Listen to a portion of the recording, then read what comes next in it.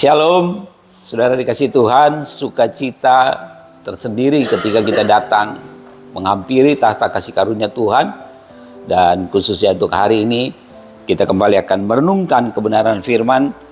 Biarlah setiap kita terus dikuatkan, diteguhkan, iman kita semakin kokoh di dalam Kristus. Baik saudara, sebelum kita membaca, merenungkan kebenaran firman Tuhan, hari ini saya ajak kita bersatu dalam doa, kita berdoa. Bapak yang baik, terima kasih, kami bersyukur atas kasih karunia Tuhan yang sungguh luar biasa dalam seluruh kehidupan kami. Pada saat ini kami akan membaca dan merenungkan kebenaran firman-Mu. Kami sungguh memerlukan Tuhan, kami juga memerlukan suara-Mu yang menjadi penuntun dalam seluruh kehidupan kami. Terima kasih Bapa di surga, biarlah Engkau urapi hamba-Mu, layakkan hamba-Mu yang akan menyampaikan renungan ini. Begitu juga dengan kami semua yang membaca dan merenungkan. Kami terima firman-Mu dengan sukacita. Kami berdoa, teruslah berkarya dalam kehidupan kami. Dalam nama Tuhan Yesus. Haleluya. Amin. Saudara dikasih Tuhan, hari ini saya mengajak kita untuk merenungkan satu bagian firman Tuhan yang terdapat dalam kitab Wahyu, pasalnya yang ke-21 ayat yang kedua. Bulan ini sudah dikasih Tuhan, kita banyak mendengarkan renungan firman Tuhan yang diambil dari kitab Wahyu, khususnya pasalnya yang ke-21 ini. Dan hari ini kita akan membaca ayat yang kedua yang menjadi fokus renungan kita. Tapi saya rindu kita baca ulang dari ayat yang pertama ya. Jadi dua ayat saya akan bacakan. Wahyu 21 ayat yang pertama dan kedua, demikian firman Tuhan. Langit yang baru dan bumi yang baru. Lalu aku melihat langit yang baru dan bumi yang baru. Sebab langit yang pertama dan bumi yang pertama telah berlalu dan laut pun tidak ada lagi. Dan aku melihat kota yang kudus, Yerusalem yang baru, turun dari surga dari Allah yang berhiaskan bagaikan pengantin perempuan yang berdandan untuk suaminya. Judul renungan hari ini saudara dikasih Tuhan adalah menyembah dalam kekudusan. Kita harus menyembah Allah dalam kekudusan, saudara dikasih Tuhan ya. Dalam ayat yang kedua ini kita melihat bahwa dan aku melihat kota yang kudus, Yerusalem yang baru ya. Di sini disebutkan Yerusalem yang baru. Nah, Yerusalem yang baru ini adalah simbol umat Allah yang dibersihkan, saudara dikasih Tuhan. Simbol umat Allah yang disucikan ya, untuk siap tinggal bersama Allah selama-lamanya. Jadi saudara dikasih Tuhan, kalau Yerusalem yang lama itu sudah berlalu, karena memang Yerusalem yang lama itu menggambarkan berbagai kenajisan, noda, kekafiran dan hal-hal yang tidak berkenan di hadapan Tuhan, itu sudah lenyap, itu sudah berlalu. Nah, ada Yerusalem yang baru. Nah, Yerusalem yang baru di sini adalah sebagai simbol bagaimana umat Allah itu sudah dibersihkan, sudah disucikan, saudara dikasih Tuhan. Jadi tidak ada lagi noda, tidak ada lagi percabulan, tidak ada lagi dosa yang ada dalam diri umat Allah. Kenapa? Karena itu semua sudah dibersihkan dan sudah disucikan. Itu adalah Yerusalem yang baru, saudara dikasih Tuhan. Nah, dalam Yerusalem yang baru ini kita akan tinggal bersama dengan Tuhan selama-lamanya ya, dalam keabadian. Yang kedua, saudara dikasih Tuhan, di sini juga dikatakan bahwa yang turun dari surga. Jadi Yerusalem yang baru, kekudusan, kesucian ya, kita yang dibersihkan itu bukan karena usaha kita, bukan karena upaya kita, saudara dikasih Tuhan. Ya, kita tinggal merespon saja apa yang Tuhan sudah lakukan dalam hidup kita.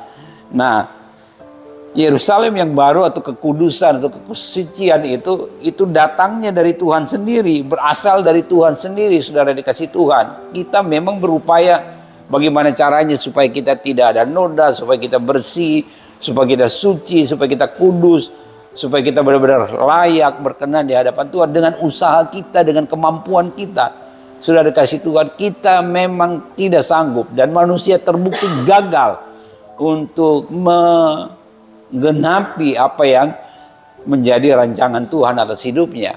Jadi datangnya dari Tuhan, bagaimana kita disucikan, dikuduskan, saudara dikasih Tuhan. Dan di sini sungguh-sungguh mau menekankan bahwa kita terima itu dari Tuhan, kita dapatkan itu dari Tuhan.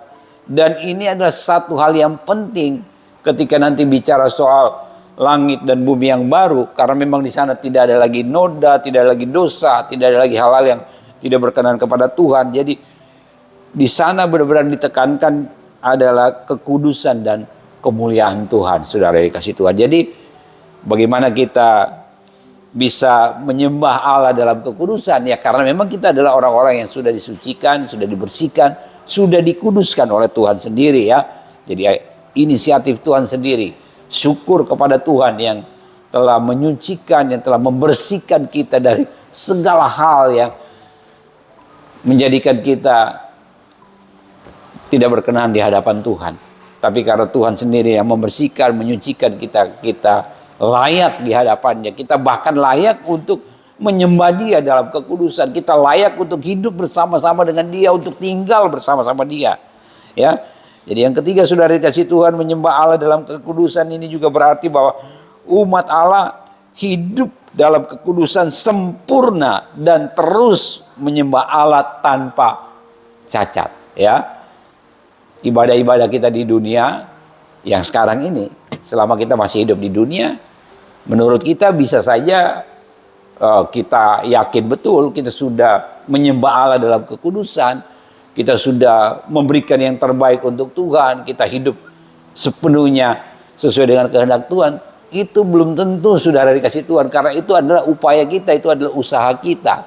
Tapi kalau nanti di langit dan bumi yang baru, itu benar-benar ibadah-ibadah kita, penyembahan kita adalah penyembahan yang benar-benar kudus dan berkenan kepada Tuhan. Karena memang hanya orang-orang yang kudus, orang-orang yang berkenan yang akan masuk nanti di langit dan bumi yang baru ya. Jadi dalam menyembah Allah, kita terus senantiasa menyembah Allah dalam kekudusan. Itu yang akan terus kita akan lakukan dalam kehidupan di langit baru dan bumi yang baru nanti. Dan kita menyembah Allah dalam kekudusan yang sempurna dan tanpa cacat, saudara kasih Tuhan. Jadi ibadah kita itu bukan ibadah yang tidak lagi cacat ya, atau yang tidak berkenan. Ibadah kita pasti adalah ibadah yang berkenan kepada Tuhan. Itu di langit dan langit yang baru dan bumi yang baru.